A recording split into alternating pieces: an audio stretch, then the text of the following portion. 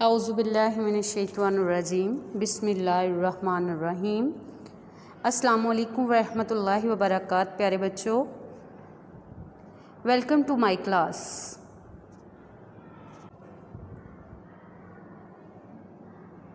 مائی dear students, آج کا ہمارا عنوان ہے فاعل، مفعول اور فعل مطابقت۔ فاعل جملے میں وہ اسم جو کام کرتا ہے وہ فاعل کہلاتا ہے، جیسے لڑکا، لڑکی، احمد، جتنے بھی کام کرنے والے ہوتے ہیں ان کو ہم فاعل کہتے ہیں۔ مفعول جملے میں جس اسم پر کام کیا گیا ہو مفعول کہلاتا ہے۔ جس چیز پہ کام ہوتا ہے اس پہ ہم کیا کہتے ہیں؟ مفعول۔ فعل وہ کلمہ جو کسی کام کرنے، ہونے یا سہنے کو ظاہر کرے اور اس میں کوئی نہ کوئی زمانہ، وقت پایا جائے، کیا کہلاتا ہے؟ فعل کہلاتا ہے۔ کسی جملے میں اگر صرف فاعل موجود ہو تو فعل فاعل کے بعد واحد، جمع، مذکر، مؤنث کے مطابق آئے گا، جبکہ مفعول کی موجودگی کی صورت میں فعل مفعول کے بعد آئے گا۔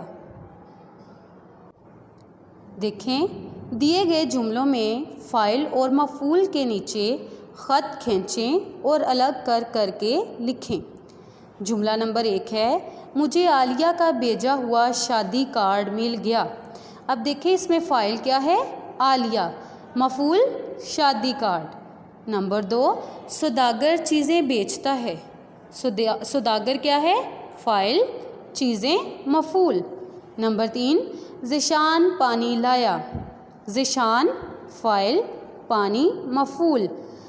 انگریزوں نے بہت بڑی جنگ لڑی۔ انگریزوں فاعل، جنگ مفعول۔ رابعہ تصویریں بناتی ہے۔ فاعل رابعہ، مفعول تصویریں۔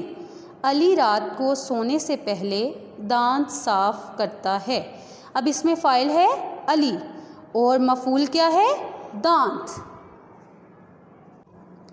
نیکسٹ میں دیکھیں، احمد نے خود ہی کھانا پکایا۔ اب کھانا کس نے پکایا؟ احمد نے، تو فاعل ہوا احمد اور کھانا مفعول۔ نیکسٹ ہے، کسان نے فصل اگائی۔ تو کسان فاعل، فصل مفعول۔ چوہے نے جال کتر دیا۔ چوہے فاعل، جال مفعول۔ راشد منہاس نے اپنی جان قربان کر دی۔ راشد منہاس فاعل اور جان مفعول۔ ثریا اپنے کھوئے ہوئے پیسے ڈھونڈ رہی تھی۔ ثریا فاعل، پیسے مفعول۔